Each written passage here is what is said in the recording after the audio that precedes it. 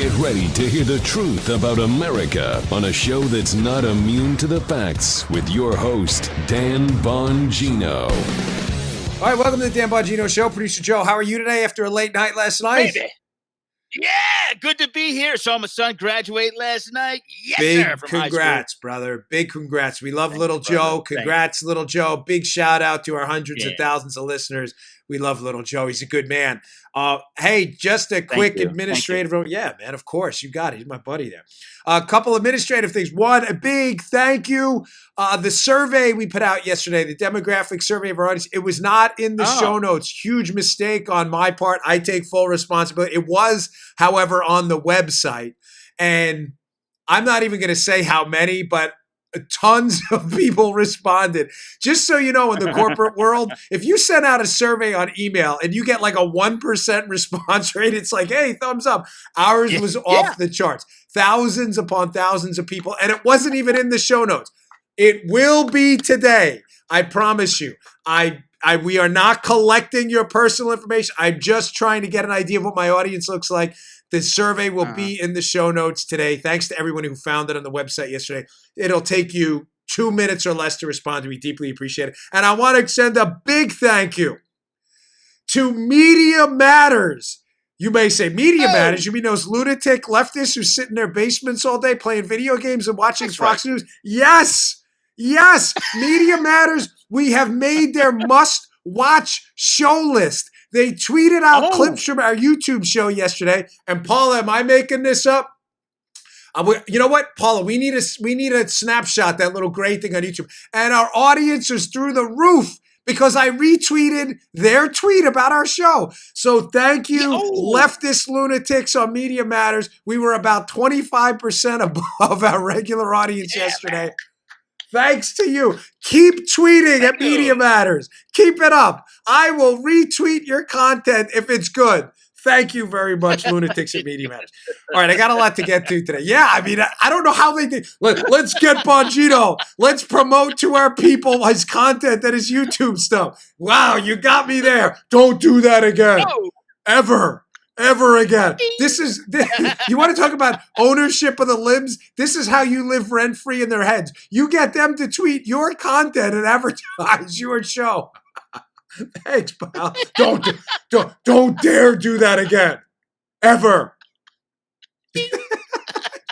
And they're like, and I love their promotion. Like, watch this complete meltdown by Dan Bongino about Mueller. I'm like, yes, see the full meltdown on our YouTube channel at youtube.com/Bongino. Daddy-o. All right. Good job. A lot to get to today.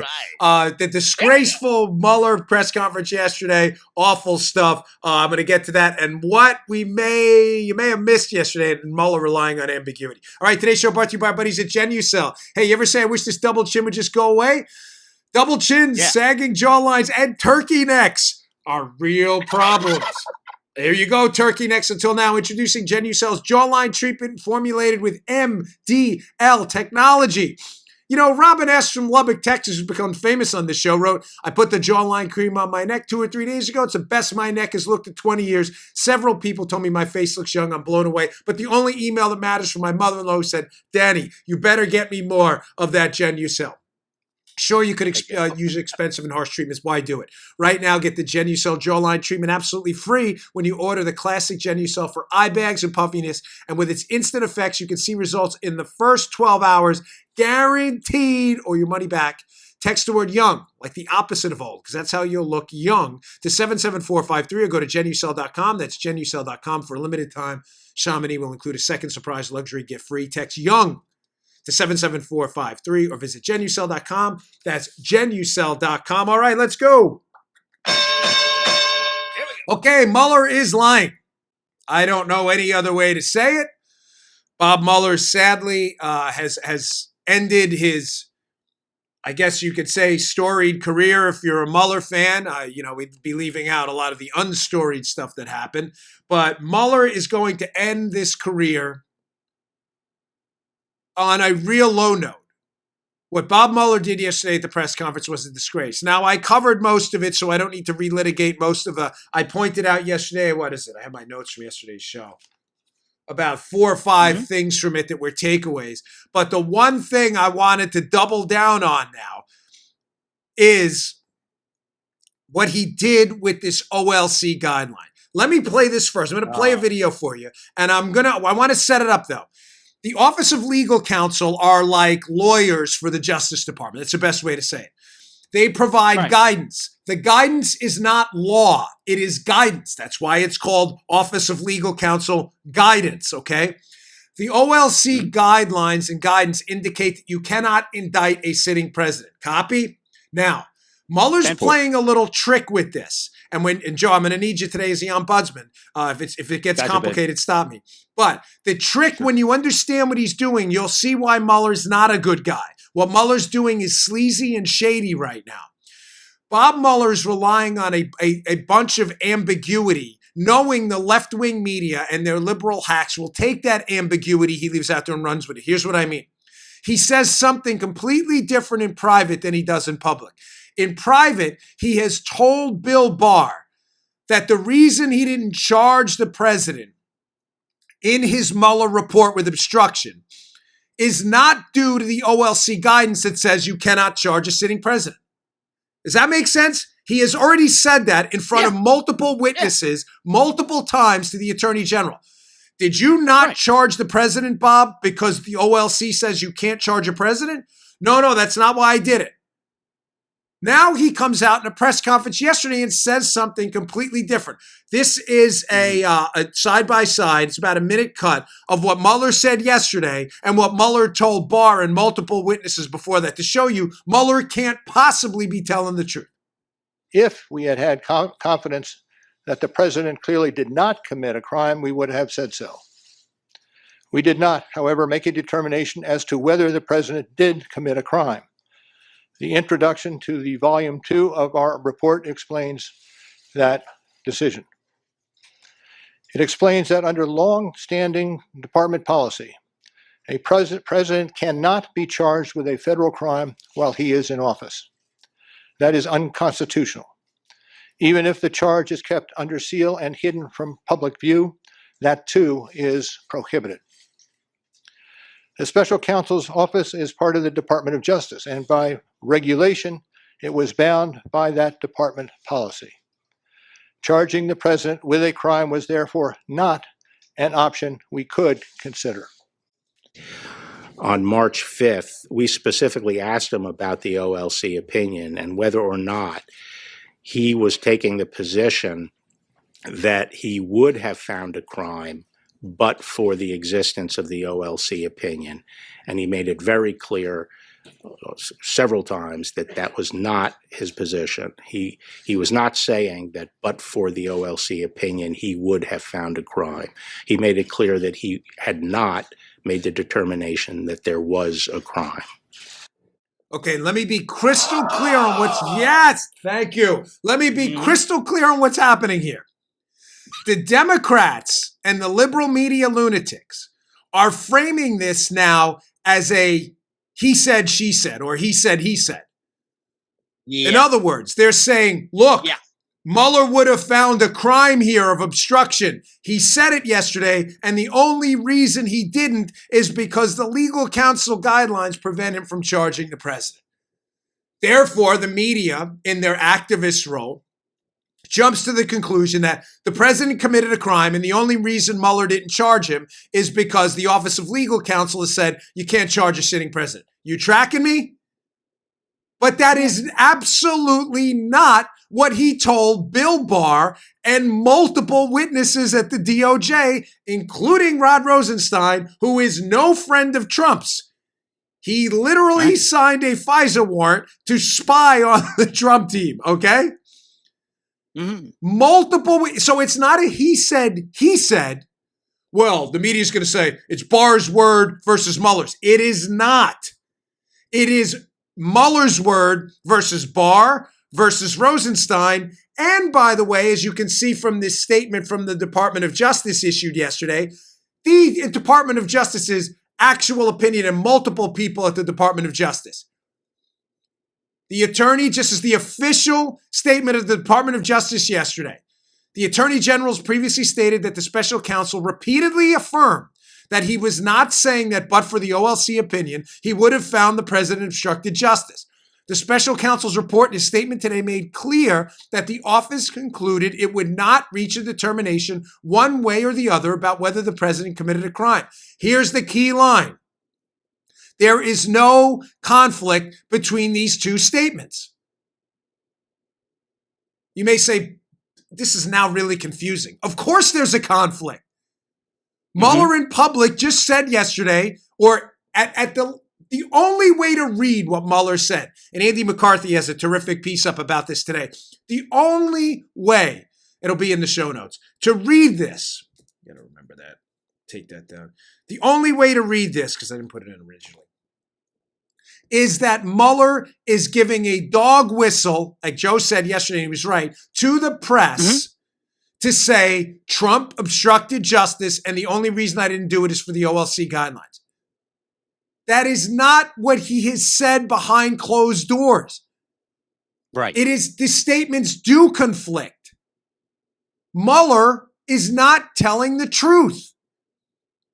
He's playing this strategic ambiguity game where whenever he loses the narrative, then, and what is the narrative? What is Mueller trying to do? He is trying to foster a narrative that Donald Trump committed a high crime and misdemeanor and that Congress needs to impeach him as his second dog whistle yesterday, Mueller, when he said, well, there's a congressional remedy for this. He wants this guy impeached. He hates Trump. He is not a good guy. So what does he do? Behind closed doors, he realizes, follow me here, please. He realizes he has no case for obstruction. Even my wife was a little confused about this yesterday, and she knows this case better than anybody. She listens to me all day, literally. We live in our house isn't that big. We're around each other all day. It's a good thing, by the way. I'm not complaining. She looks good today, by the way. Looks great. You look fantastic. It's my favorite new shirt out there. We need the Paula cam. It's true. But even she was a little confused about this yesterday. She's like, I don't get this. Like, why is Mueller playing this game? Why not just charge him in the Mueller report and then let the Democrats impeach? Great question. And because if she didn't get it yesterday, then I know some of you don't get it. In other words, if Mueller hates this guy so bad, Dan, like you're saying, why not just write in a Mueller report like Ken Starr did in his report on Bill Clinton that he believes the president obstructed justice and would be charged with a crime? But that's not what he's doing. He goes behind closed doors to Barr and says, I'm not going to charge him with a crime. And it has nothing to do with the fact that the OLC guidelines say it can't. In other words, we don't have the evidence. Why is he saying two different things? I'm sorry, Joe. Were you going to say something? No. I'll tell you what, though. We did talk about this, and you called this about, what, 8 shows ago. I know. And I know you remember this. So forgive me for some of you. I'm repeating this twice. But I think a lot of people don't get what he's doing. Here's the reason he is not recommending charges for the president. It has nothing to do with the OLC guidance. Forget that. Tell your liberal friends that's a nonsense talking point. He has already told multiple witnesses behind closed doors that is not the reason he didn't charge the president. Forget it. What he said yesterday is a lie. There are multiple witnesses that he's lying. You can't say Bob Mueller lied. I just did. He's lying. It's he said versus them. All of those people saying that's not what he said behind closed doors. The reason he is not charging the president, despite his vitriolic hatred for the man, is because he doesn't want to be humiliated in court. How would the president wind up in court? Ladies and gentlemen, if Bob Mueller recommended charges for the president of the United States in his report, like he's afraid to do, there is zero question that the Democrats would do what in response, Joe? Impeach. They're going to impeach now, despite the fact that the report exonerates Trump. And he's been exonerated of obstruction by the Department of Justice. They still want to impeach, which I'll get to in a second, this piece of legal insurrection, by the way, which is a gift to Trump in some respects. Now, once impeached, the president can absolutely be charged. So follow me here. Mueller understands then as special counsel, if he recommends charges for obstruction, he has no evidence to back up in a legal way to make this case prosecutable. He has no case, and he knows it, as Rudy Giuliani said. The president would likely be impeached, may be convicted by the Senate because you have so many Republican rhinos who hate the president too. And then what would happen, Joe? OLC guidance wouldn't matter because he wouldn't be the president. He'd be removed from office, which would mean he'd have to be charged. He knows Mueller, then he would have to go to court. Follow me. And he would lose this case in the most catastrophic, embarrassing way. And then what would happen? You'd have a bunch of American voters with their pens scratching their heads going, wait, let me get this straight. We just impeached the president we all elected on a charge that was thrown out of court and laughed out of court in 5 minutes for obstruction of justice that didn't happen? Mueller would become a historical laughingstock. I am deeply sorry if this is in any way convoluted. I promise you, I'm not erring in the explanation of it. It's the only way to explain this. But you need to understand the gamesmanship of what's going on, the Game of Thrones behind the scenes here, because these are not honest brokers. They are not doing the right thing. So just to backtrack, Mueller does not have the option of recommending charges. It has nothing to do with the OLC stuff. He's already told people he's just lying. So the only way for Mueller to save his broken, tarnished reputation now, because he basically hates the president, wants to hurt him by impeachment, politically that is. Right. The only way to do it, but to save his reputation and not have to go to court and try this loser of a case and become a historical embarrassment, is by, and using Joe's word from yesterday, and he was right, is by using dog whistles. So what does he do?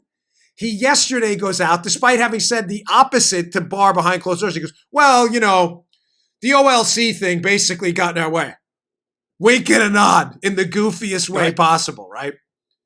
Knowing the liberal media, the activists that they are, and the lunatic fringe Democrat Party, I don't know how anybody can be a Democrat anymore, will then run in front of the cameras, which they did in seconds, Joe, after this was over, in seconds, and said, there it is. There it is. You had Jerry Nadler like this. Did you see Jerry Nadler reading from the statement? He was like,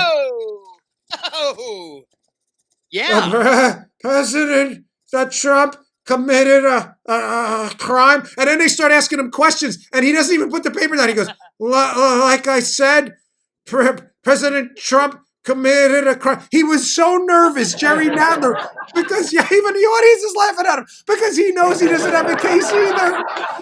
He deserves a Muttley on that one. The guy's an embarrassment, a total farce. Even Muttley thinks he's a joke. He couldn't for a second act in an extemporaneous manner. Trump's been accused, he was a total wreck. Trump has been accused of the worst crimes possible. Right this morning before we came on the air, he goes out in front of the cameras. He's headed out to the Air Force Academy. He took questions for 20 minutes? No notes, right off the top of his head, no problem at all. And yet the left, Trump's the Nadler reading from his statement, shaking in his boots. They don't have a case. They have no case. So Mueller puts it out there with a wink and a nod.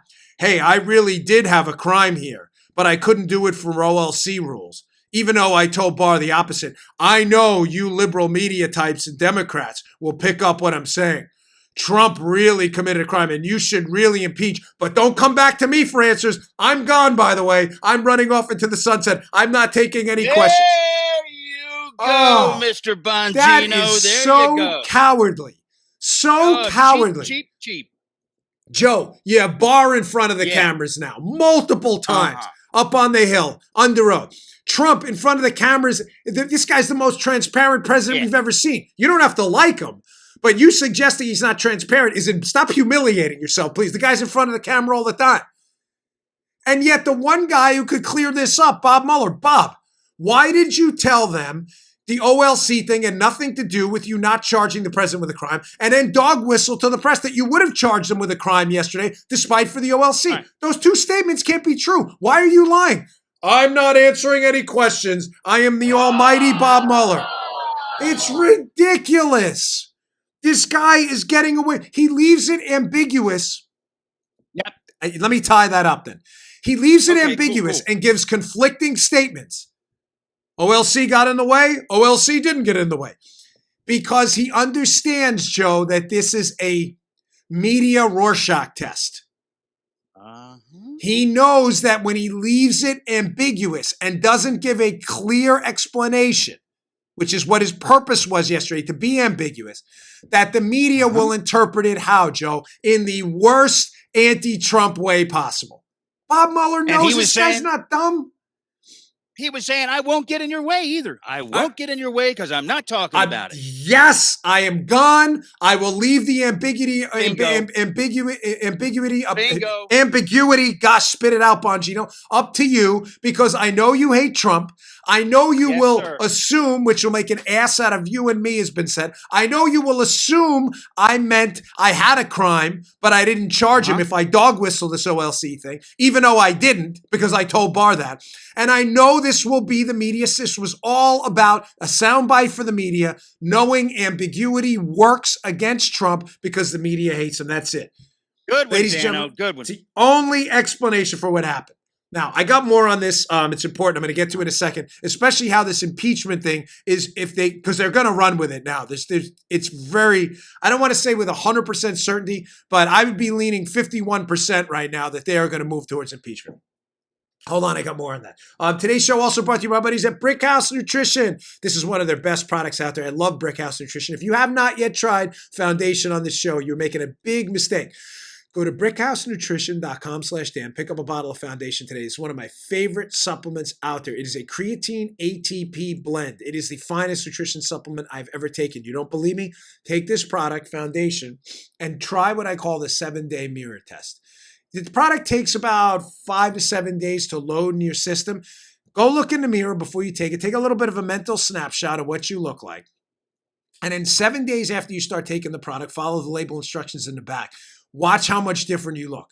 This stuff is the real deal. You know, a lot of supplements work slowly. They're for general health overall. We have products like Field of Greens, which is great. You'll feel better. It's great for your cognitive, your mental health, everything. I love Field of Greens. It's a great product.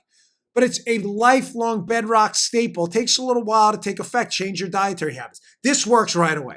This is great stuff. It's called Foundation. It's a creatine ATP blend. It'll make you look better, feel better, perform better in the gym. What better trifecta than that? Go to brickhousenutrition.com/Dan. That's brickhousenutrition.com/Dan. Go to brickhousenutrition.com/Dan. Pick up your bottle of Foundation today. You won't regret it. Okay, getting back to this, and I'll wrap up this story because I got a lot more to get to. Legal Insurrection, Bill Jacobson, who's really terrific, a great blog over there, had this piece up about this impeachment process. The title of the piece will be in the show notes today. Mueller breathed life into Democrat impeachment push and may have just reelected Trump. You know, ladies and gentlemen, this goes to show you how this blew up in their face yesterday badly. What is he saying in the piece? Folks, Nancy Pelosi is... Listen, I am not a fan at all of Nancy Pelosi's politics. Please don't misconstrue what I'm saying. I leave my email open for a reason, but the only emails I don't like are when people email me about things I didn't say. Why are you, patting Pelosi on the back? I am not. Let me be clear on this. But I respect my political opposition when I know they are good at what they do. I'd said this about Obama repeatedly. You say, oh, Obama's an idiot. No. That he's not. He was very smart and tactically shrewd. And the underestimating of Barack Obama got us a huge loss to, from Mitt Romney in the midterms. We chronically underestimated this guy's ability to change public opinion. I bring that up in light of Pelosi because, listen, Pelosi is very, very tactically savvy. Mueller hurt her yesterday badly. Ladies and gentlemen, I'm telling you, I'm getting this from a bunch of people. Let's call them denizens of the swamp who are intimately familiar with the workings up on the Hill. Nancy Pelosi, there were two people furious about Mueller yesterday. Bill Barr, because Mueller lied about what he said about the OLC guidance. Mueller didn't charge Trump because he couldn't charge Trump. He had no case, not because of OLC. He lied about it. But secondly, the dog whistle about the OLC because Mueller is not as tactically savvy or politically savvy as Pelosi. Mueller thought he was doing the Democrats a favor.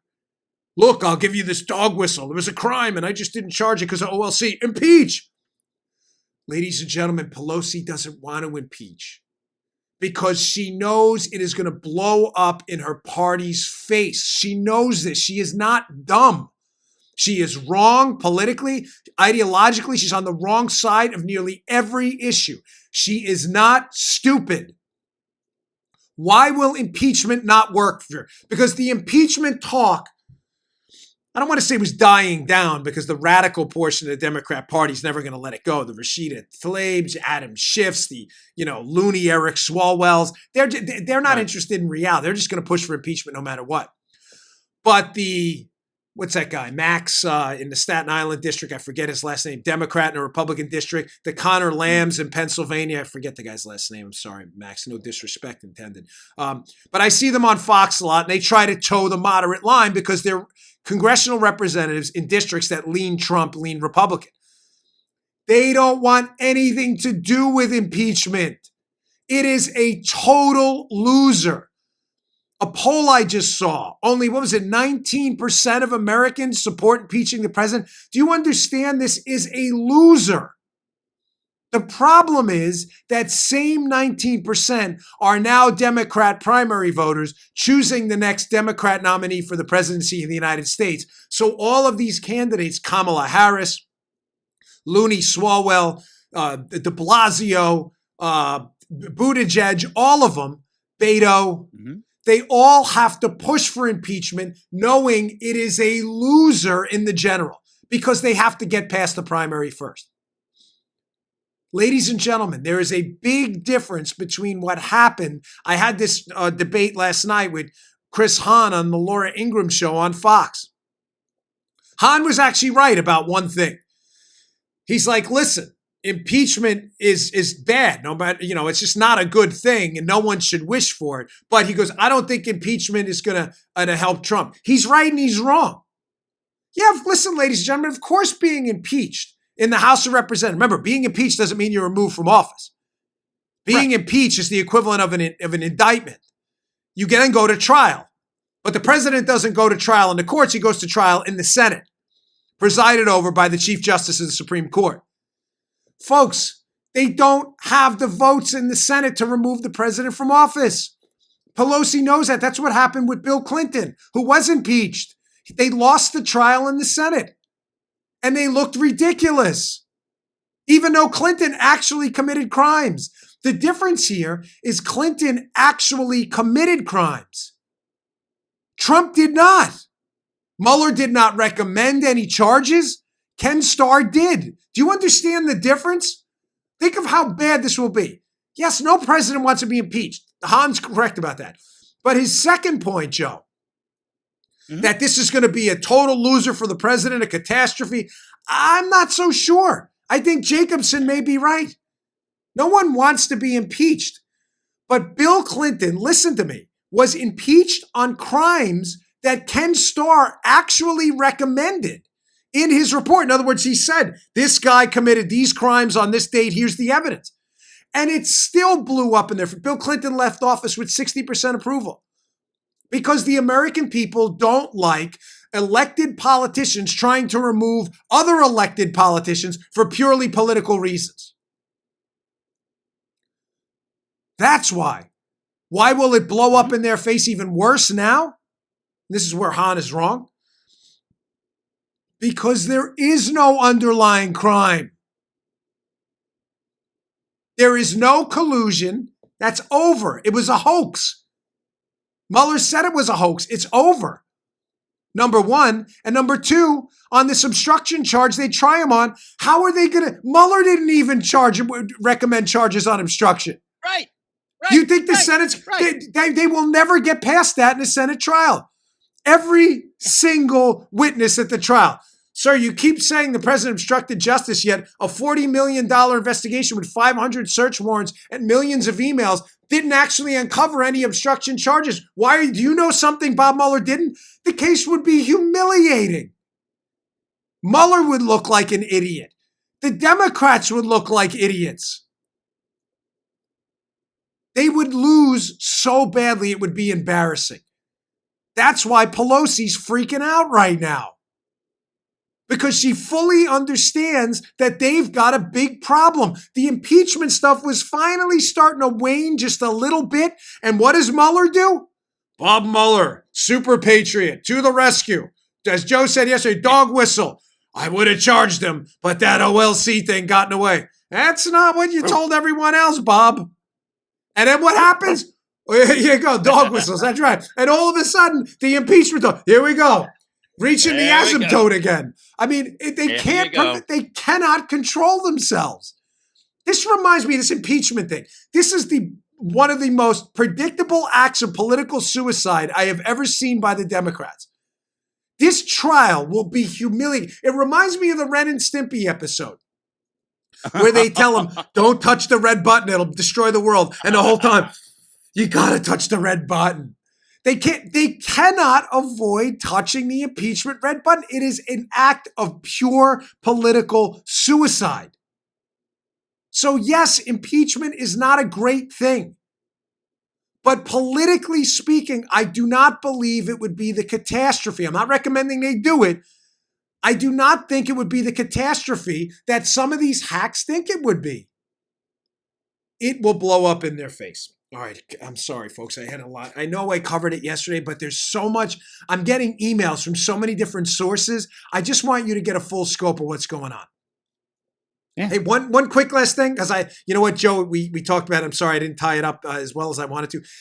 What I had mentioned 2 weeks ago and what Joe was referring to is, remember, the reason Mueller did not make a decision and punted the decision on obstruction to Barr and Rosenstein, who said the president didn't obstruct justice, we're moving on, is because Barr wrote that memo before he gets into the attorney general's seat, indicating that it's not obstruction of justice to fire Jim Comey. The president can fire who he wants for whatever reason he wants. He's the chief executive. So track me. We discussed this a couple weeks ago. But Mueller thought he was being politically savvy, punting to Barr, because now he knows again that the ambiguity, that the fact that Barr made the decision not to charge Trump as the attorney general, which is his, by the way, Mueller knows the media, the hacks that they are, will now say, well, Barr had already come into this with his decision. He wrote the memo before he got into office saying the president can't be charged for obstruction.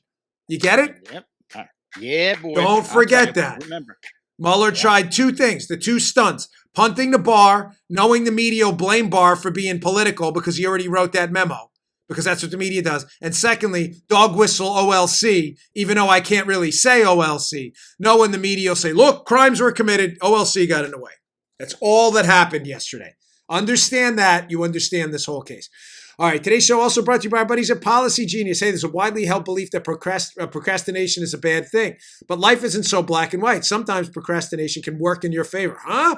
For example, if you need life insurance, but you've been putting it off, congratulations. You have managed to procrastinate long enough for technology to make it super easy to find life insurance. PolicyGenius.com, PolicyGenius.com. You can compare quotes in just 2 minutes. This is by far the easiest way to shop for insurance online. In just 2 minutes, the deuce, you can compare quotes from top insurers and find your best price.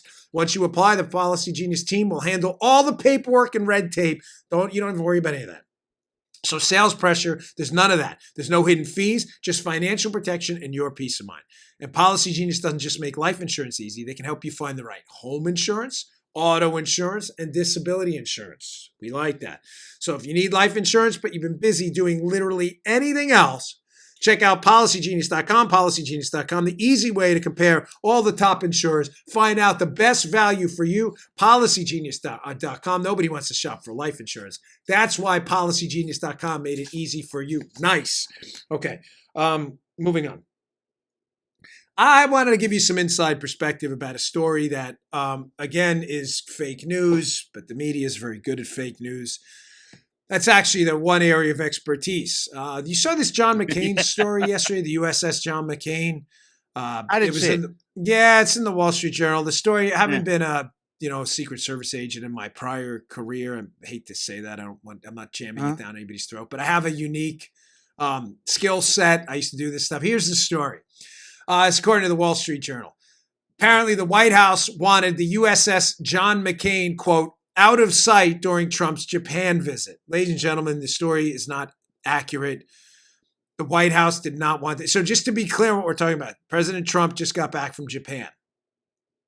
This naval ship, the USS John McCain, was supposed to be somewhere in the background. According to the Wall Street Journal story, we all know President Trump did not get along with John McCain. That's not breaking news. They did not like each other at all. President Trump spoke out about it this morning.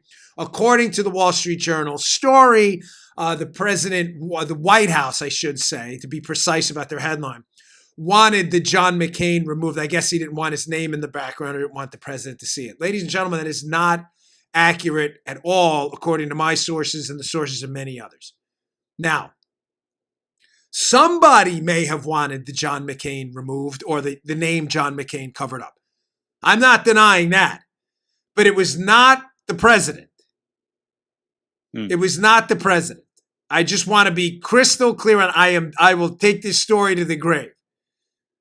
Now, what probably happened here, according to my peeps, right? When you do an advance, an overseas advance, a security advance for the president, there are three tenets, three core components to the advance. The Secret Service, the White House staff, and the military, WAMO, the White House Military Office, for a number of reasons. We use a lot of military assets overseas. There's military liaison. The military runs things like the president's food supply that's run by the Navy folks who check the food. Communications are run by the military, the White House communications, the Waka people. Remember Waka? I always say that. What was it? Fozzie Bear? Waka, Waka, Waka. Waka, Waka. But the Waka folks. So the military has a significant role. Here's what probably happened here, because I've seen this before on advances where I was the lead. I was running the operation. There was probably a younger staffer out there looking to impress. When you go out on these advances, and the president has a pretty vibrant travel schedule. So I'm going to give you some inside baseball. When the president travels a lot of the more experienced travel advance folks out of the White House staff get strained and stressed, so they can't go on every trip.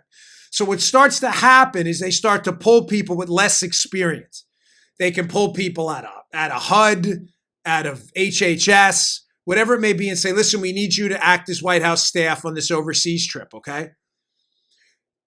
They're probably inexperienced. Someone was probably trying to impress the actual White House travel office part, like the experienced staffer who may have been calling back to, and somebody probably recommended to someone in the military, hey, these two don't get along. You may want to remove this. I am positive that's what happened. I've seen it.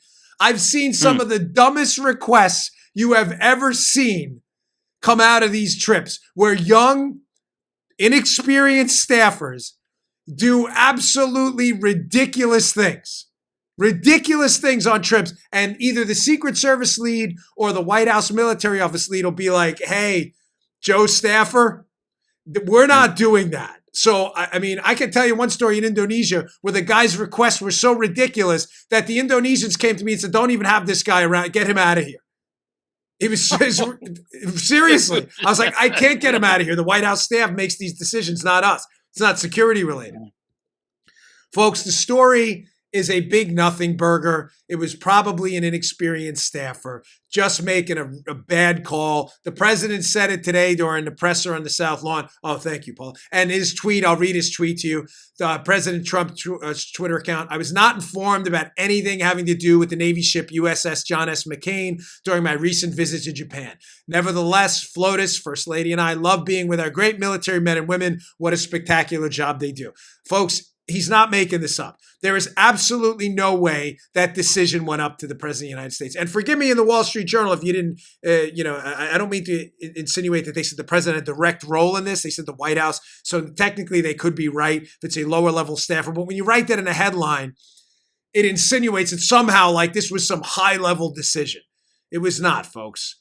I'm telling you, I could tell you 1,000 stories about dumb, ridiculous decisions made by the staff. And you're like, dude, we are totally not doing that, okay? Sorry, it's not going to happen.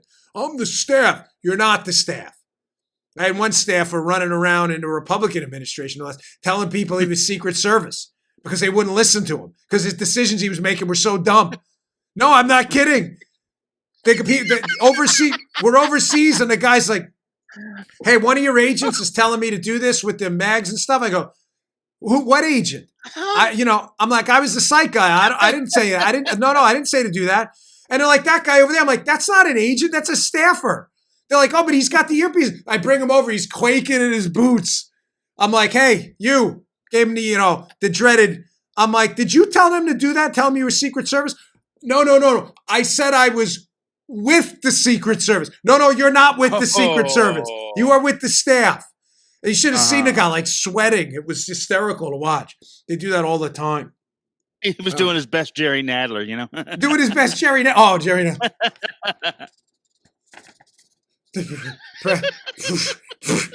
President. I mean, gosh, Jerry, you didn't do yourself any favors. Just stay away from the mic, dude. It was pathetic. It was the sorriest thing I have ever seen. My gosh. Oh, man. So weak.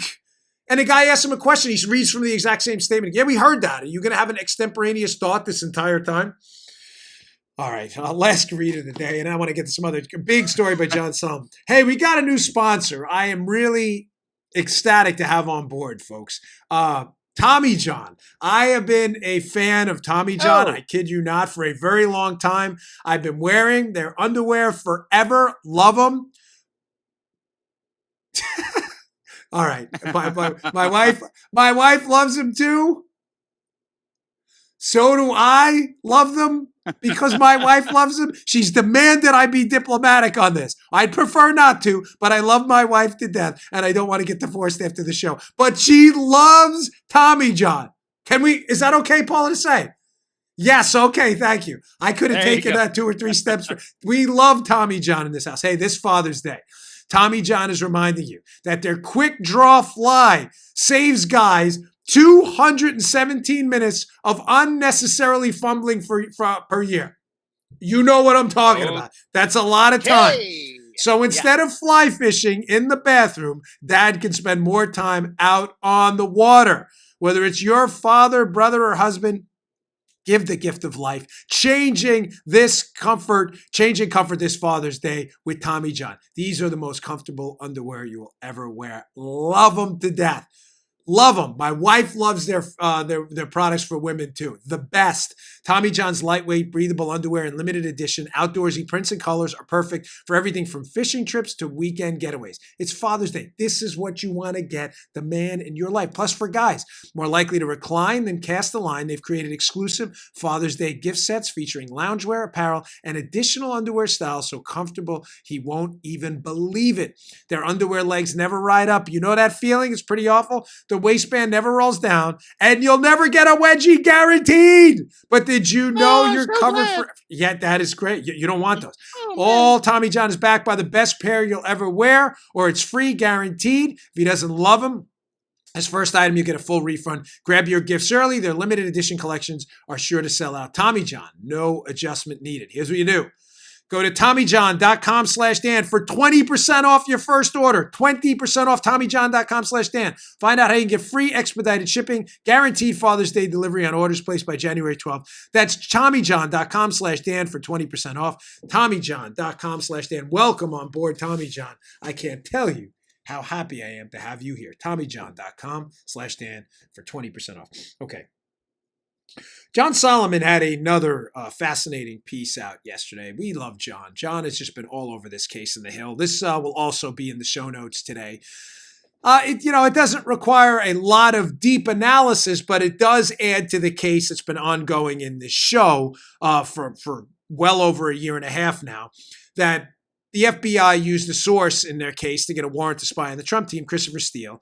That was garbage. He was a bunk source and he was crap. John Solomon at the Hill yesterday.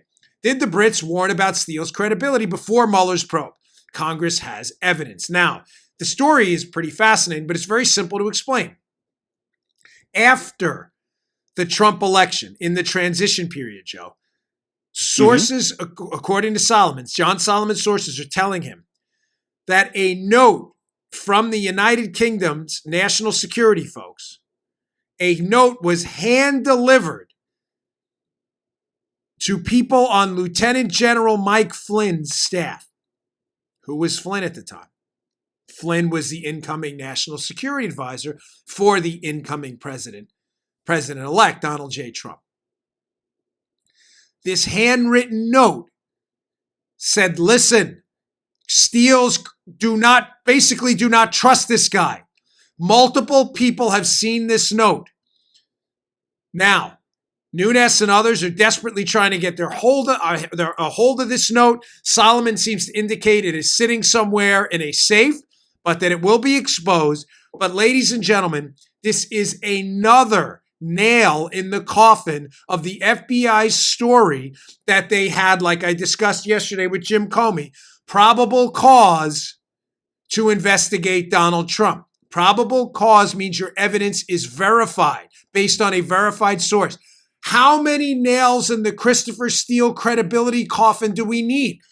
The Brits themselves apparently passed what we now know to be some form of official intelligence in the form of a note to American counterparts saying this guy is not reliable. We now have a note. Written evidence Steele was unreliable. We have the notes taken by the State Department official, Kavalek, who's interviewing Steele before the FISA. He can't even remember his own Cohen-Prague story. He indicates his information's coming from Russian disinformation specialists. He tells the State Department before the FISA, I need this information out before Election Day, indicating his motivations were political, not intelligence-oriented. Folks, what else do you need? I don't understand. I don't want to beat a dead horse on this, but how many other red flags did you need to see in the FBI that your source was garbage? And yet you stamped verified and signed the application anyway, knowing your case was bedrocked in a dossier, as Andy McCabe's already said, they wouldn't have had a case without the dossier, produced by a guy who was either lying or being lied to by disinformation specialists. The United Kingdom apparently warned us. Now, behind the scenes, what do you think's really going on here, Joe? Again, I'll give you, this is the John Solomon translator for a moment. But I think Solomon knows the whole story. I've said that from the start. Yeah, you have. Yeah. What's really happening here is notice the timeline. President Trump is elected president-elect in November. He doesn't take office till mid-January of the following year. It's a transition period. Nothing mysterious about that. Mm-hmm. We already know. We know this. It's not in dispute anymore, according to The Guardian, CNN, and others, that the United Kingdom assisted U.S. intelligence agencies in spying on the Trump team. We know that. We have the articles. We've put them up 100 times. That's not in dispute anymore. We know that. Okay. What probably happened, Joe, is on election night, the UK folks are like, oh, look, the guy we just spied on is now president. What do we do now? So somebody gets the bright idea to say, listen, we better do a big mea culpa.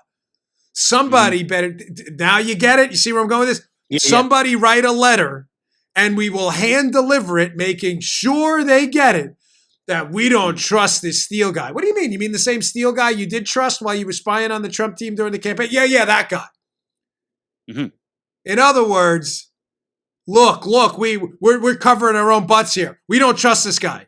Well, you did a few months ago. Somebody was trying to make a wrong right. Do you get what I'm saying? Yeah, call in the FBI, call in the CYA. Yeah. Yeah, exactly. The CYA, very good, very good. They're trying to CTA, cover their, you get it. Yeah. They're trying to, because they're going to go back, oh, look, we presented a note to the Trump team saying we didn't trust them. Okay, it doesn't absolve you of being, central figures in a spying scandal for months before that. But that's what's really going on behind the scenes. Now, when the memo is exposed, again, these things are all, in a normal, sane world, bombshell type information. But sadly, this case is so devious and disgusting that even things like this, that you mean the United Kingdom passed a note saying don't trust the source that was being used to spy on the Trump team? You think that's not a big deal? No, it's not a big deal in this case because this case is so full of bombshells and the Democrats have hidden so much that the story Solomon put out yesterday is not even on the front page anywhere. UK warns. Source, the United States is using a spy on their president. It's not good. That's like a major headline in a sane world. But we don't live in a sane world anymore. Okay. One more note from yesterday's Washington Post Jim Comey op-ed. I just wanted a hat tip to my buddy 279, by the way. Great point today. We covered this part where he talks about Mifsud being a Russian agent in Jim Comey's Washington Post article yesterday. And our buddy 279, our great source, he said, listen, you missed something yesterday on this. He says, this is from Comey's op-ed yesterday at the Washington Post. He said, I just need the opening sentence. He said, in April of 2016, he's talking about an advisor, George Papadopoulos. Papadopoulos talked to a Russian agent in London. Folks, he's talking about Mifsud Comey. Our buddy emailed me this morning. He's like, it's obvious what Comey's doing right now.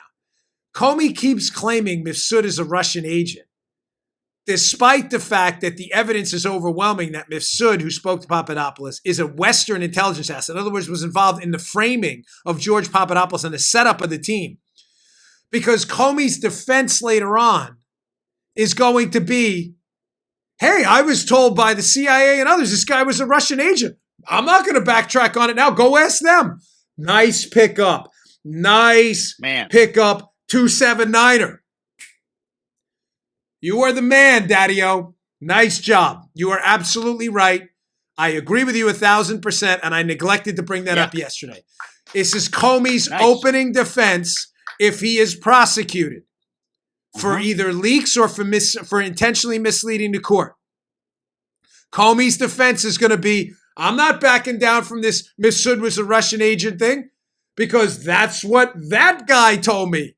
Brennan or Clapper or Cohen, these other guys. I'm sticking to it. You get them to back down from the Russian agent thing first. They told us that. Nice point, buddy. Well done. All right, I just needed to quickly get that in there. All right, last story of the day, but it's a good one.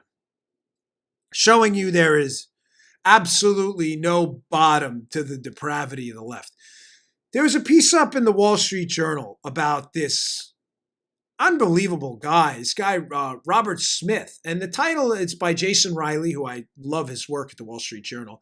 The piece is Who's Afraid of Robert Smith's Philanthropy? That's the title if you want to look it up. Robert Smith, who happens to be black, which is, again, entirely irrelevant on this show, but to the left means everything because they love identity politics, is an extremely successful man who's the example of the American dream. I mean, his company, he has made millions upon millions of dollars. His story is really an incredible one. So Robert Smith was asked to speak at a historically black college, Morehouse. While he's giving his commencement address at Morehouse, he does something really amazing. I mean, keep in mind, this guy has a history of philanthropy in the past, too. And it's not like he needed to do this at this event to prove his charitable bona fides. He says, you know what, to all the young men and women here at the graduation at Morehouse, again, it's a historically black college, I am going to pay off your student loan debt. And everybody's looking around like, what? I mean, folks, that's pretty incrable. Yeah. Now, really Joe, is. can we, right? I mean, you and I are rational, sane folks. I mean, can you find a negative in that? I'm serious. Like, try to dig out. Like, is there anything malicious or malevolent or no, I can't either. I try. So I'm thinking nothing. When I'm reading Riley's piece yesterday, because I was going to put in yesterday's show, but Mueller's presser happened. I'm thinking, well, the title's Who's Afraid of Robert Smith? I'm thinking, well, why would anybody be afraid of Robert Smith? What did he do wrong? Well, from the Wall Street Journal piece, again, there's no bottom to the left's depravity. They will attack anyone for any reason at any time if you disagree with their agenda. From the piece, they talk about now how, listen, the left is, just keep that up for a second. The left is now attacking Smith saying, well, listen, we can't be relying on people like this guy, Robert Smith, and billionaires to bail us out. The government's going to fix everything, man. And this is like a bad example for, you're like, are you guys and ladies really this sick all the time? So from the Journal piece, Riley writes, the reality is that tuitions have risen mainly because the government is subsidizing them, and schools know that most students won't have to pay for the full ride. More federal funding of higher education will exacerbate this problem, not solve it. And if higher tax receipts from, quote, the rich is the objective, then history argues that top marginal rates ought to be lowered, not increased.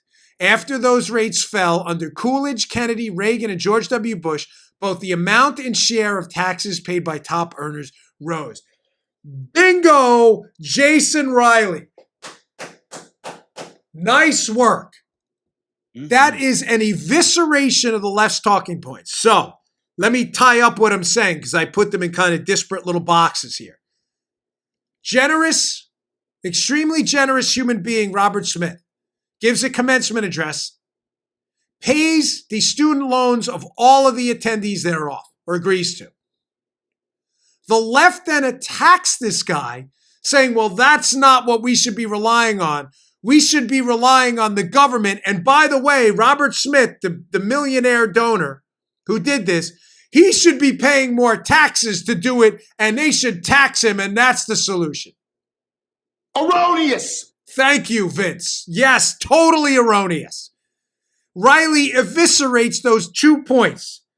Raises taxes.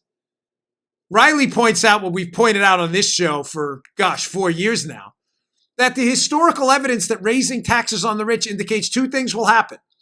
You will raise less money. Got to get the, when you have 2, you got to get the right finger right first. You know what I'm saying? You will raise less money, and the percentage of taxes paid by the rich will go down. That can't be. It is. Look at the evidence yourself.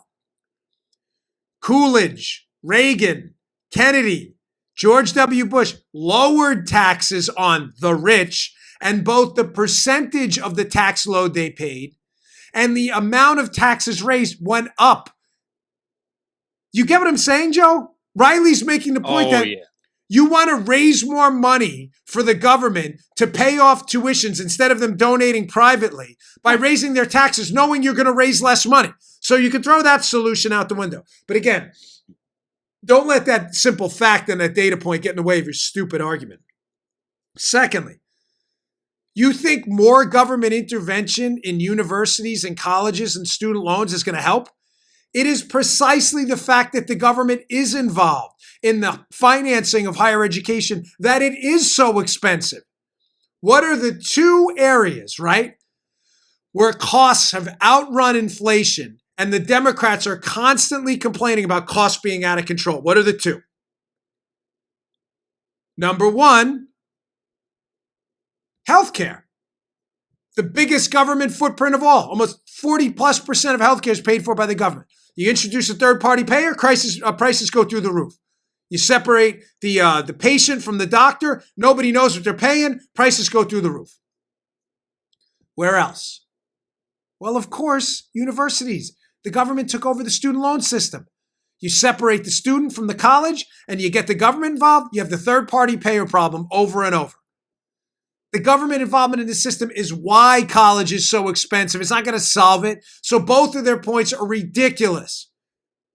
So a big hat tip to Robert Smith. Thank you for your generosity and philanthropy. Thank you to all the wealthy Americans who give away a lot of their money. You guys and ladies out there are doing the right thing. The government's not going to fix this. It's just going to make it worse. It's really gross. All right, folks. Thanks again for tuning in. I really appreciate it. Yesterday was our best day ever. Again, big hat tip to Media Matters. You guys are awesome. If you'd like to promote the show today, please do it. But keep our sponsors in there. You know, we do have copyright stuff. So if you mess with our show too much, but if you put the clips in there, I will retweet. You guys gave us our best day ever. Very nice. And please take the survey. Today it will be in the show notes. I promise we are not storing any personal data on you. It's just basic demographic questions. Helps us keep our costs down in marketing. Lets us know who's listening. We had a tremendous response to it yesterday, despite our screw up, mine. So thank you so much. You're the best audience in this business. I mean it. The best, bar none. Thanks. I'll see you all tomorrow.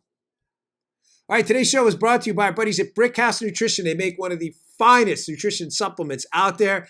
Hey, here it is. Field of Greens. Field of Greens. Now, you'll notice That's empty. Why is that empty? Just like my bottle of Foundation or other great product, I use this. This is the finest fruit and vegetable supplement out there. This is real food, Field of Greens. This is not cheap extract. This is real ground up, healthy fruits and vegetables, the key to a long, great, healthy life. Your cognitive abilities look better, feel better, perform better. Field of Greens, it's your fruit and vegetable insurance. I love it. Use the product twice a day. It tastes great. This is real, healthy, high quality fruits and vegetables. Think of it as your fruit and vegetable insurance for a long and healthy life. Go to brickhousenutrition.com/Dan. Pick up a jar of Field of Greens. This is empty. I need some more because we use it, me and my wife too. Field of Greens, available at brickhousenutrition.com/Dan. That's brickhousenutrition.com/Dan. Pick it up today.